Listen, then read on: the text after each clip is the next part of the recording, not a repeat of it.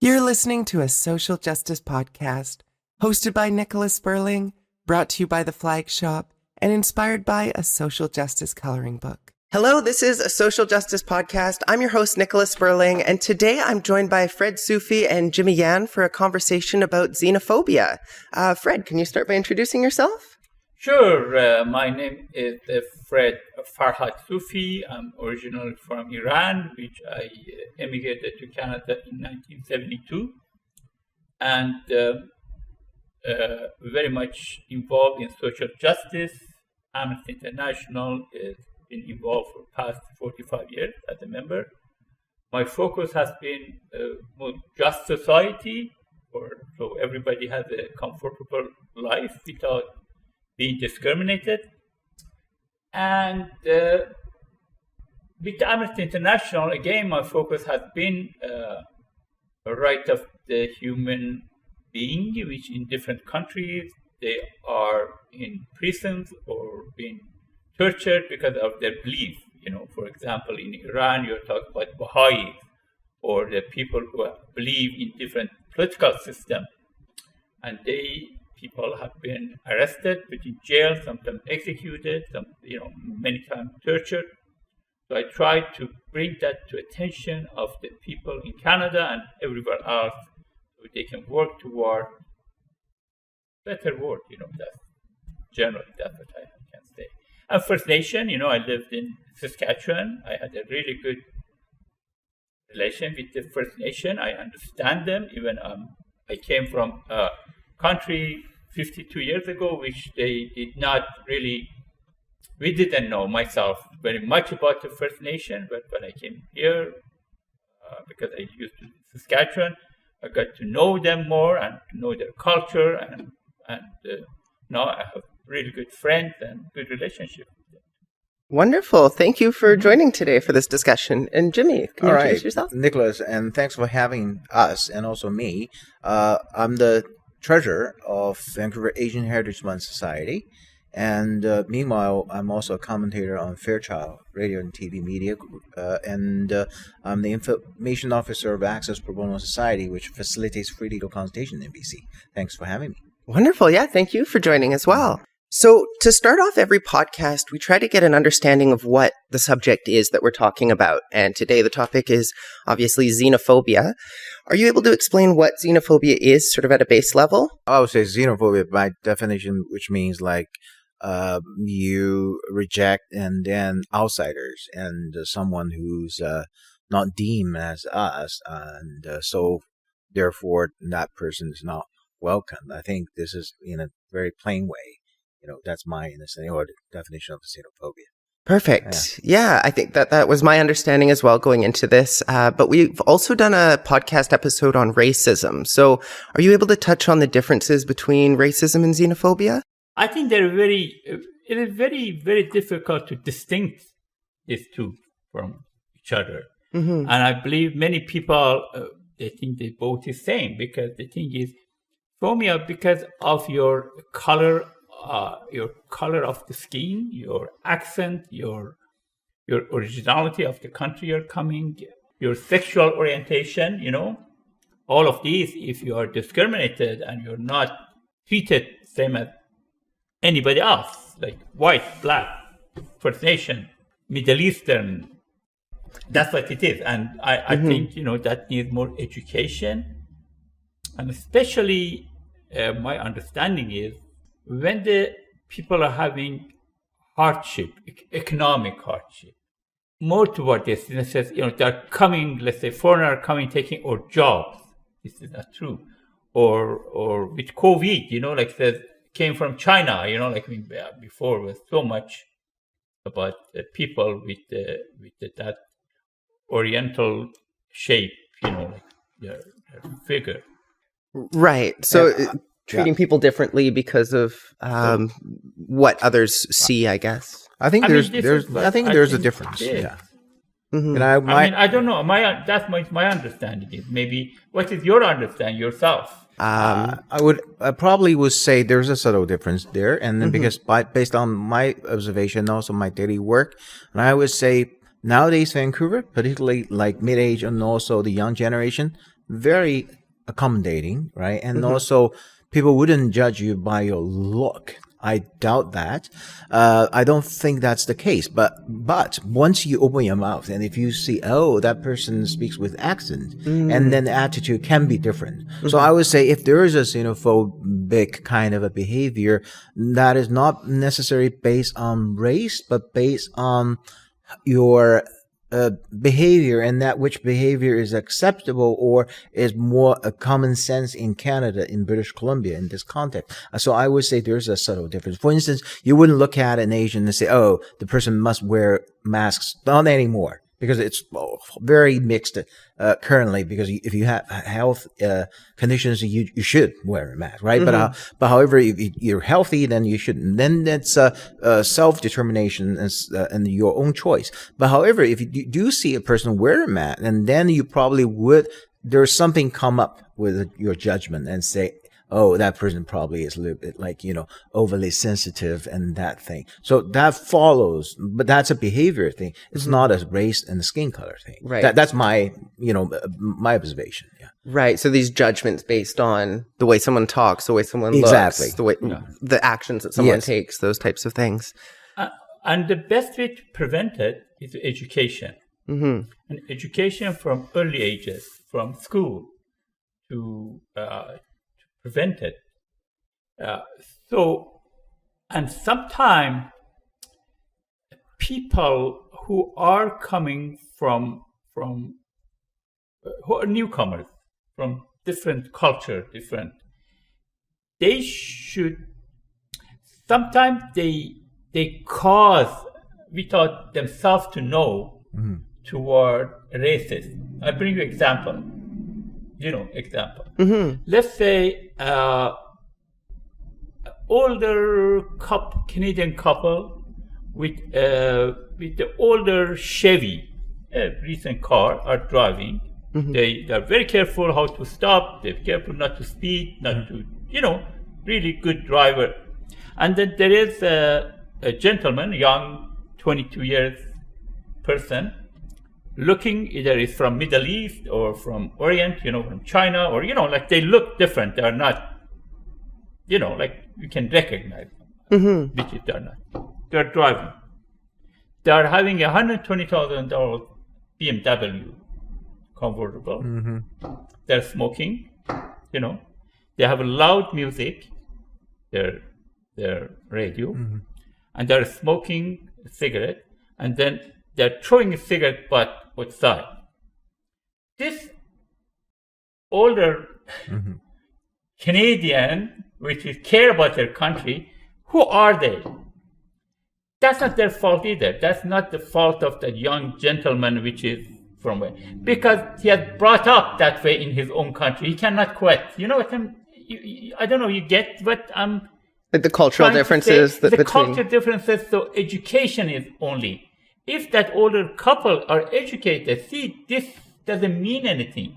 It just he is, because he was never taught to not throw cigarette butt outside. He was not taught to don't put your pet outside. You know what I mean? Yeah. Because he had brought up like that. Even if he wants it, it's just hard to control when you get used to something. And then to that young gentleman say, this is Canada, so you can't just do these things, try not to do this. You know what I'm trying to say? Yeah, and then I would imagine... What I'm trying to say, education is main thing. Yeah, education is part of communicating, but how do you communicate that, right? Which is like, this is not probably acceptable in Canada, or we encourage to endorse a better behavior in Canada. How do you say that to that, young, gentleman? Education, right? Something like that, if they hear something, education toward social media, toward, we are not spending much about education. Right. And I suppose one of the issues with that... prevention. Right. Prevention in every sector is much better than cure. In healthcare, if you educate people, spend money to prevent people becoming sick, then your cost of healthcare comes down a lot because you're preventing. But if you don't prevent, well, people You know what I mean? Yeah. So prevention is always much better than cure. Yes, absolutely. It's always easier to try to prevent things than to try to solve them after a problem's arisen. And I suppose, we need to talk about how we can educate those people, but also it seems like those types of situations might result in your example, that older couple looking at this person and going, this is a reflection of what this type of person does. And then that just fuels that xenophobia. Yeah. They create these assumptions in their minds. And affect everybody from that, all the immigrants, all the newcomers. They say, oh, they're coming here to. I mean, there has been, when in hard economic time, I remember, talk about 30 years ago, I had an interview saying, when they come, they say, oh, these people are coming, taking our job. I mean, they're coming here, taking a job which you are not that time, where you are not taking janitor, cleaner, nurse. So they're coming to help you, right? Not to taking your job. Oh, they're talking. These people are coming here to take my job because you don't have a job. You know what I mean? Mm-hmm. If you have a job, if you have money, you never think that way. Right. But it is because you are in a hard time. Having a hard time. You think these people are the one causing it. Mm-hmm. You don't think about economic situation in the world. You don't think about, there's so much other things affect. Right. But that's a great point, because that was like in the 90s, right? And then 30 years ago, or even the 80s. But that context is the employment rate, or unemployment rate probably was higher. And now the employment rate is much better, relatively speaking. So therefore, the xenophobic kind of a behavior nowadays is not necessarily very, related to employment, or people wouldn't say you come here to actually take our jobs. So that's a subtle kind of a interesting observation. Yeah. The other thing that I wanted to touch on, which you brought up already, is the shift in xenophobia or how Asian people in particular are viewed since COVID began.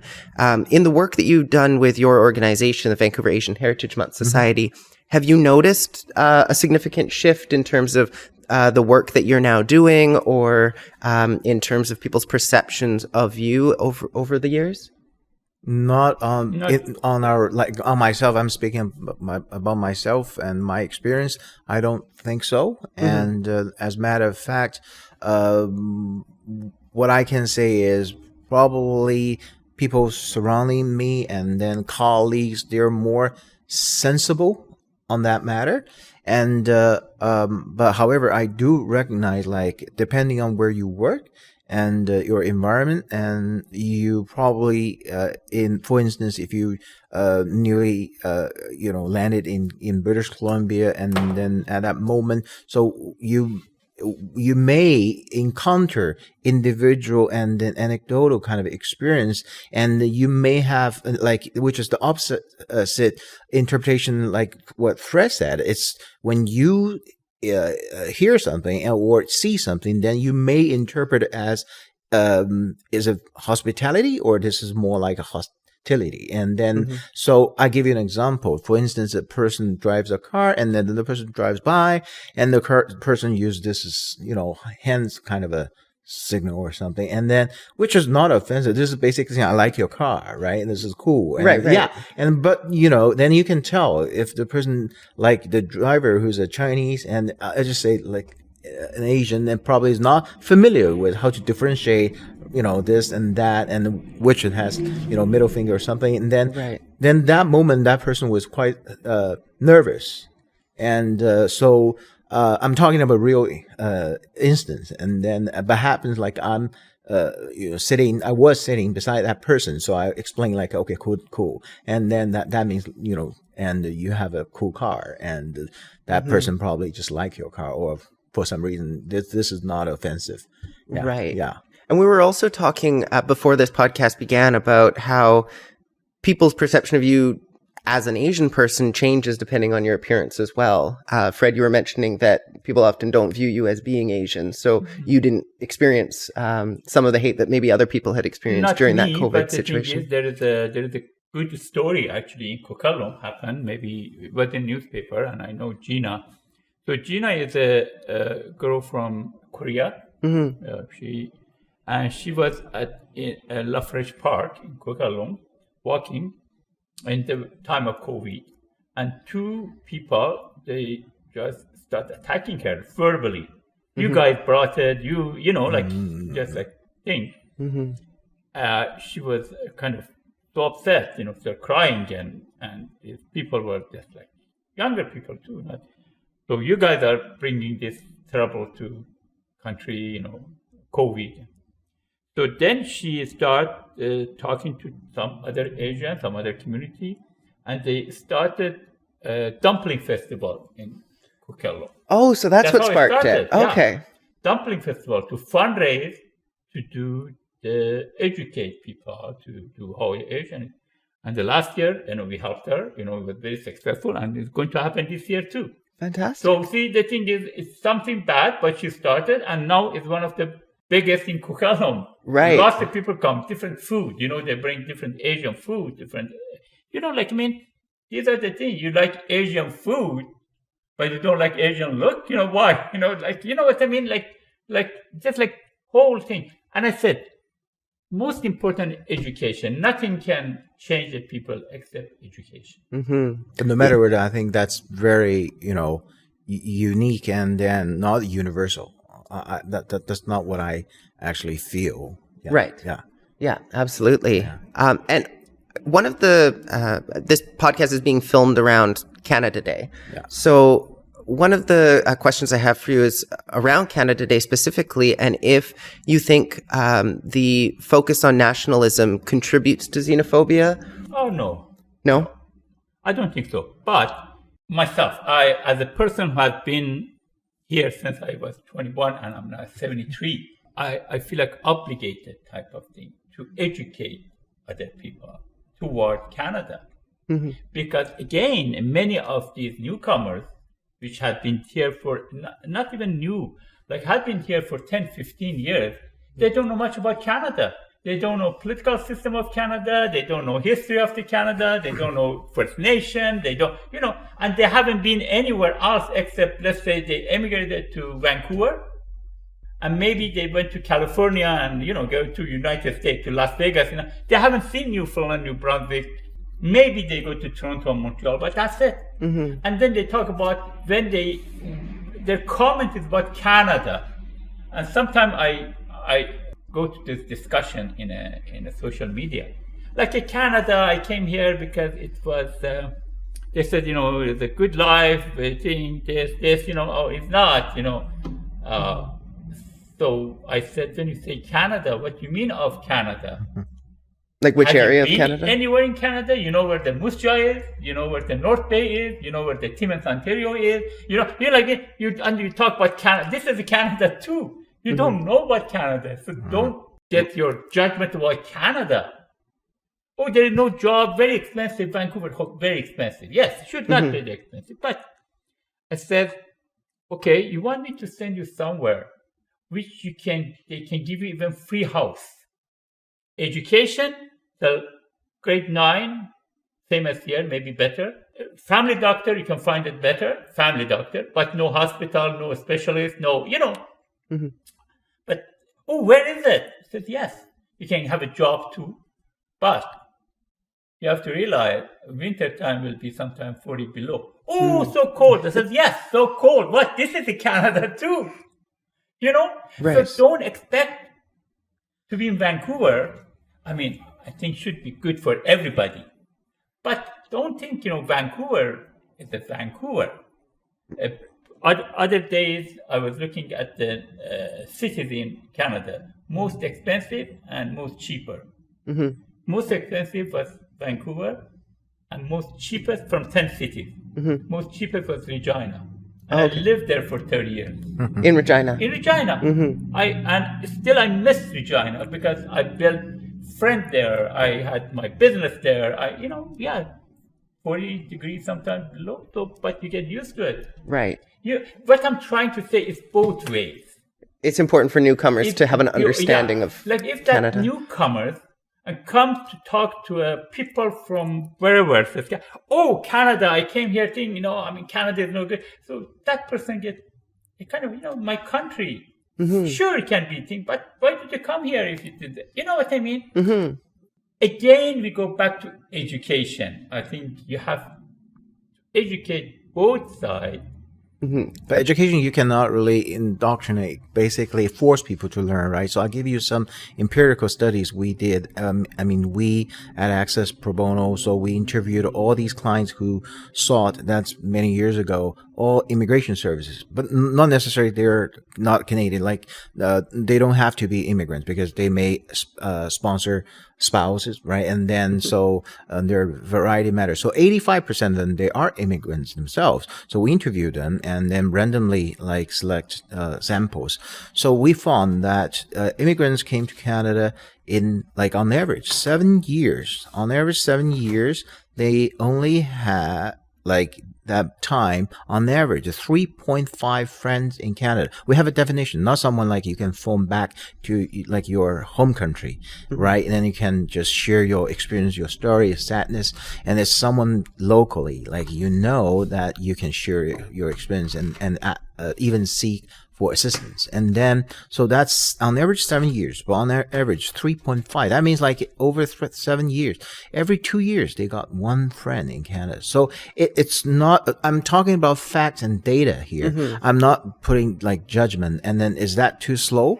But whose fault, right? And then, so I think both sides, immigrants and then the Canadian society, and then I think so far, the day before the Canada Day or on Canada Day, I think we have made some good progress in Canada, I have to say. Yeah. And so I think immigrants, they enjoy and also appreciate the environment and the hospitality, and also very accommodating country, and that, generally speaking, adopts them, right? Yeah. Right. Yeah. So, most people which I know from, for example, from Iran, because many people coming from Iran now. There is, when I came in 1972, there was hardly any here. And now, latest statistics show there are 500,000 in Canada. 500,000 Wow. is a huge number.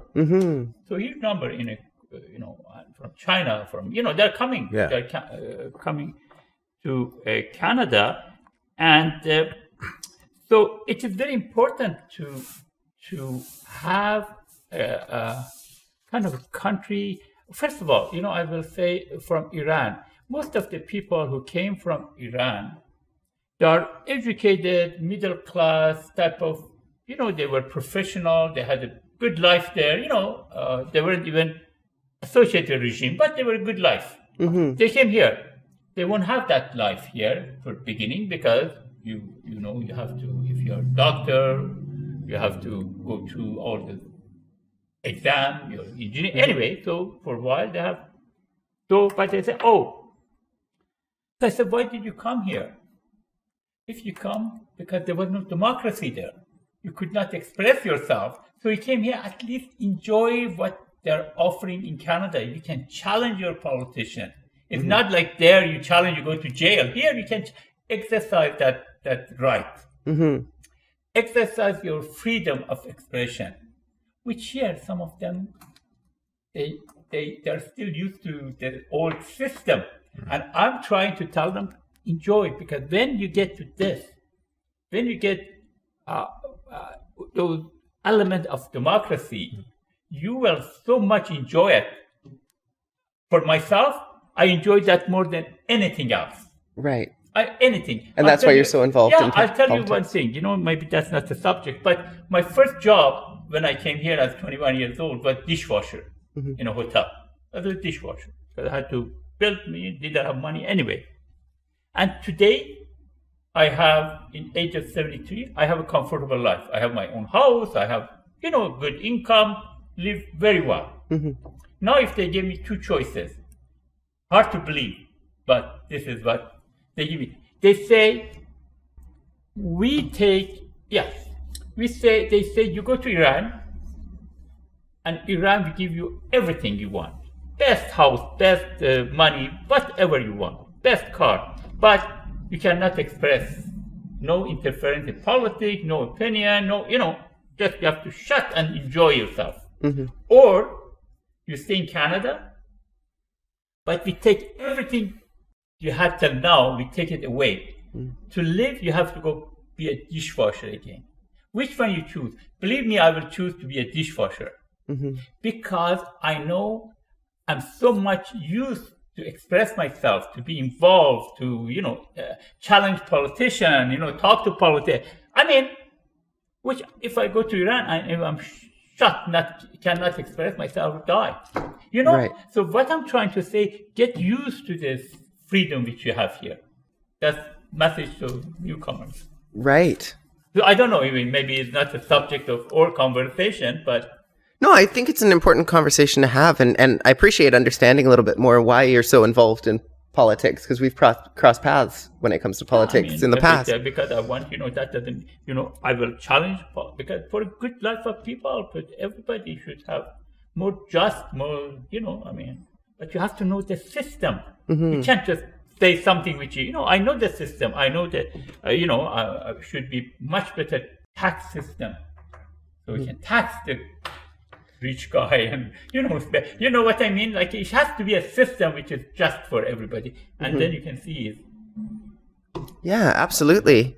Better. So with somewhat of an understanding of sort of the where you both stand on this issue, what got you involved in Vancouver Asian Heritage Month Society? Like, what is the work that you're doing? What brought you to the organization? Why are you passionate about it? I think that's a good question, which may, answer the previous question, which is the nationalism, right? And then is that compatible? And then I would say it's multiculturalism, which very well, attracts me. And then, but however, I understand that for many communities, and when you have a half a million community that's strong and large enough, and also for Chinese, there's 1.7 in Canada million, and then over 500, I think, thousand in just BC alone, right? So, but they may have, that's why I have been collaborating with Fairchild Media, and for over 15 years, since 2008. But they have been in Vancouver since, I think they have been here for 25 years, right? So, and so that means they have this voice. They have the channel, they have even TV stations, but not necessarily for every small community.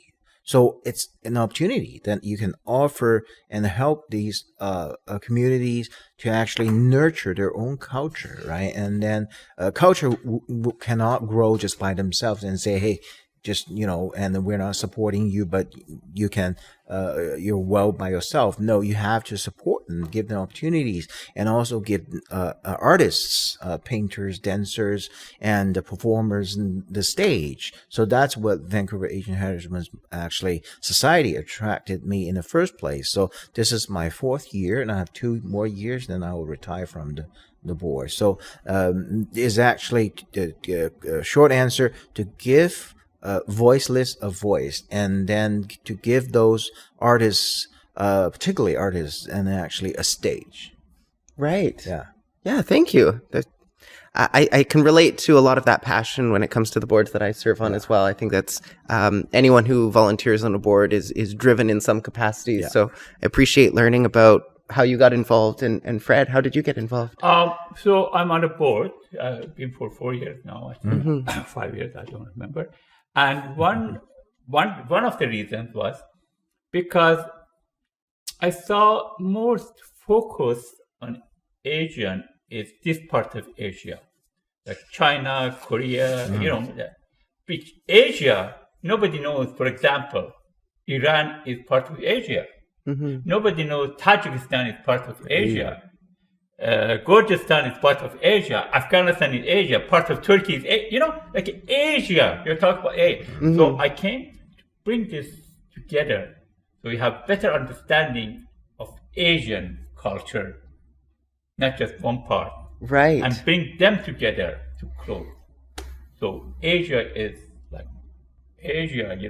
Talk about Asia, not talk about one part of Asia. You talk about a continent, which is one of the biggest. Yeah. Right. Because you often do hear people making assumptions that Asia just includes China, Korea, and Japan, essentially, right? Exactly. I mean, when you talk about, for example, Iran, they think it's the Middle East. It's not Middle East.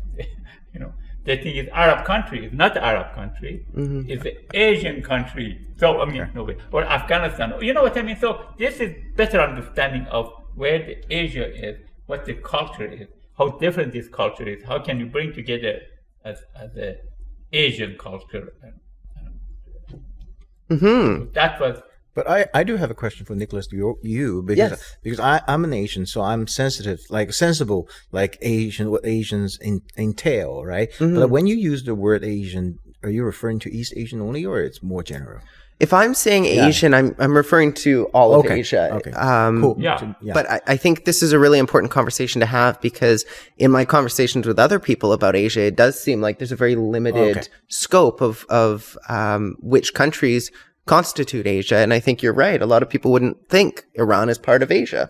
That's honestly, this is the first time I've had a conversation about Iran being part of Asia. Other countries like Tajikistan, Afghanistan, part of Turkey, Turkey is into, part of Europe, part of Asia. So it's the only country. So what I mean is, Asia is, better understanding of Asia when. Right. I was also watching a video recently about indigenous people within Russia and how they're Asian as well. And that they often don't get viewed as being Asian because they're either viewed as Russian or they're viewed as indigenous, and they're not considered to be part of that geographical region. Have you personally had experience with xenophobia, or is your primary experience with it stories that you've heard from other people? Me at all. No? Maybe because I don't, maybe because I have accent, but I don't look Asian. Right. And I have Italian restaurants, so most people think I'm Italian. Yeah. Right, okay. I say, no, I'm not Italian. I have Italian food, no Italian. So, not really. I haven't. I have not experienced, so I cannot tell you I have. But I've seen some people. And I have seen some people, how can I say, because they come from different country, they just, even the act is not any racist, any, but they think this is racist. I bring the example of, again, some time ago, there was a Iranian student, girl, I'm talking about 35 years ago, came to Regina for work. And then she was going back to Montreal. She came from Montreal, she was going back. So she had 5 suitcases. And when we went to train station, she was going back to train. They wanted to charge for extra luggage. But she said, no, they are charging me because I'm from Iran. Nothing to do with that. There's nothing to do because you're Iranian. You have extra luggage, you have to pay. You know what I mean? I'm bringing example of, again, sometimes when things are being there's nothing to do with the races, but because they're implementing that law of that, let's say traffic, you're giving you a ticket. Because I'm Asian, that's what, no, you speeded, you have to get, you know what I mean? Sometimes, or because of being this, hearing that everybody, has been discriminated, has been racist, we just take anything as a... People are assuming that something is xenophobic or racist because of their look. Right. Because of their... I don't mean always, sometimes it is, but sometimes it's not, it's just like police, you're speeding, you're giving a ticket. Right, okay. What are your thoughts on this, Jimmy? Okay, I have to say personally I don't, but because of my work I get to know many people's their issues, right? So we don't work, but we support a group that's called 123 ABC, and they support anti-racism, like Asian racism and these issues. So when they have a hotline and also email address. So when they receive these inquiries, they refer to me because I can also assist these people in Chinese language. So then I got opportunities to talk to each one of them, and then I found very close to what Fred just said. That's the confusion. They don't necessarily intentionally report a false claim. It's actually, they don't know whether this is so-called racist kind of behavior by, of course, others. And then so they have no idea. So they kind of think this is maybe related to me, and but is that racism? I don't know. So let me report maybe to this website and then hear what they say. Then they and they relay the message to us, and then we find them lawyers and find them like legal appointments. But I can tell, and there are instances like, there's one lady in Richmond who was actually assaulted physically, and I have no excuse. And this is definitely like hate crime, because the person attacked, the lady, they don't know each other, right? And then it's physical assault from the back. So this is a kind of, a little bit, not only a little bit, it's not acceptable in Canada. So, but in other cases, when it's confrontational, but it's more on individual kind of personal kind of conflict, right? And then so I wouldn't exaggerate and then make an inference this is like universal, this is a kind of a xenophobic, and then no, I would say, okay, your case, you can file a complaint and let's see what your institute, like a school, and then what they say, or you file a complaint to the police commission and let them investigate and see what happened. But generally speaking, there are few they do like have few instances that related to hate crimes, related to xenophobic kind of experiences. But generally speaking, there are also other kind of these inquiries and the reports. Most of them, they're confused. Right. And I've noticed that when it comes to human rights complaints, for instance, there's a burden of proof that is required when it comes to making a claim that someone has been xenophobic, racist. Right. I've mostly experienced this when it comes to transphobic instances where you might even know that that's where someone was coming from in your heart, and go, I know that this was because I am X, Y, Z, but I can't prove it. Right. So have you noticed that as well, where someone is very adamant, I have experienced xenophobia, I've experienced racism, they're just lacking the ability to seek recourse because they don't have the proof? I think so. And but however, generally speaking, for those cases, it wouldn't be like that many. So in a year, I would say maybe 10 kind of cases. And then that's why I said I welcome like all kinds of inquiries. I don't want push all these judgment or screening to clients themselves and say, oh, this is xenophobic, this is my individual case, and that's maybe racism, or this is just different treatment. And I would say just welcome. Like if you have concerns, address your concerns. Maybe we answer and then provide you the right information. That's part of like an education to them, so that they can build confidence. Mm-hmm. And also, and then get rid of the confusion. Yeah. Right.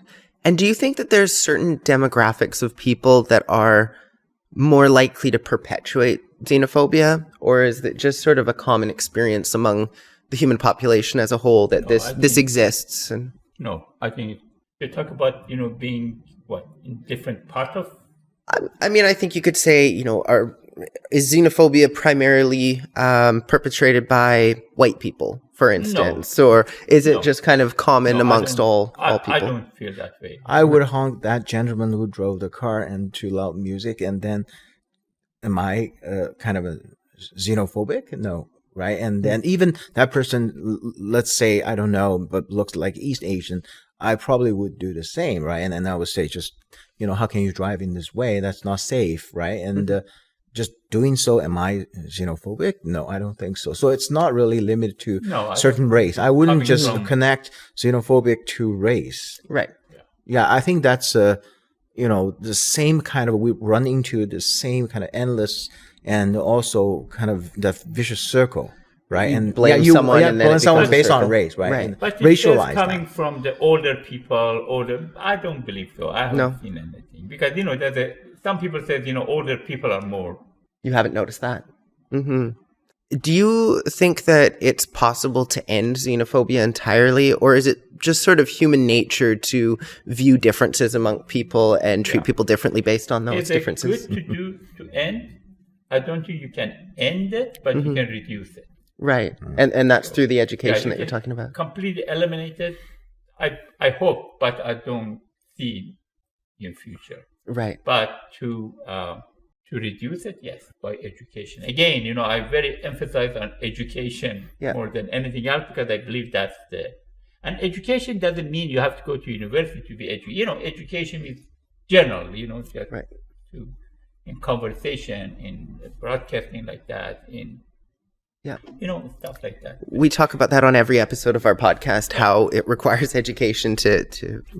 So that's what I mean of education. If Fred focuses on education, I would probably stress on communication. Communication. I think even you cannot communicate well. I'm talking about there's sometimes language barrier. You still need to communicate. Because even you hate each other, but then you can talk to each other. You probably will find out, we're maybe not talking, we probably are not talking about the same thing. Right. Finding common ground with people. Not necessarily compromise. I'm just saying when you are angry about certain things, and not necessarily that person, when you talk, you will find you may be talking even totally different things.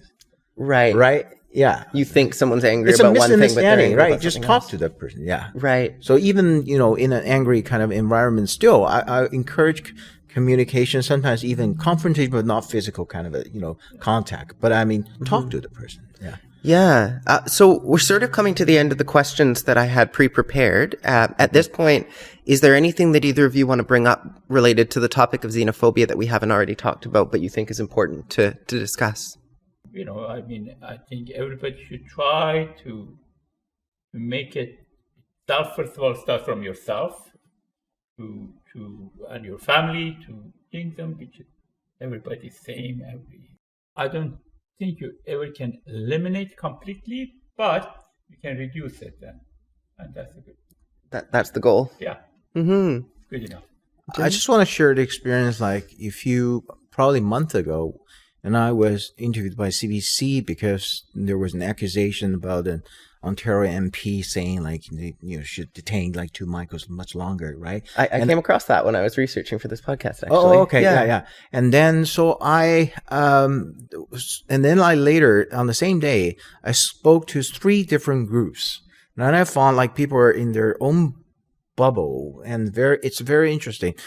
At lunchtime, they're all Canadians, been here long enough, but they're not necessarily in this case. I don't want to racialize it, but they're not Caucasian like Canadian. But but then they didn't even pay attention to that, right? They were talking about business. They were talking about projects and community events, and that's one group. And then I also spoke in the dinner time, a Chinese, it's a wedding, so I was there. And then the Chinese are not even paying attention. They actually are paying attention to a totally different kind of a Chinese icon in New York, billionaire got detained, and then because of fraud, about $1 billion or something, or $10 billion, $1 billion, sorry.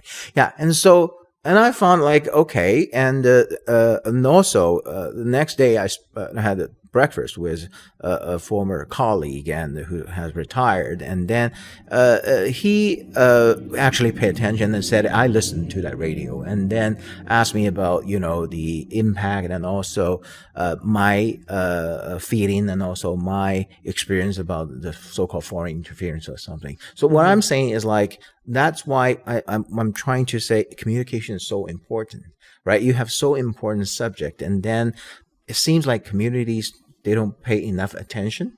Mm-hmm. And also when you don't pay enough attention, then some stories, I'm not saying all stories, some stories can be falsely kind of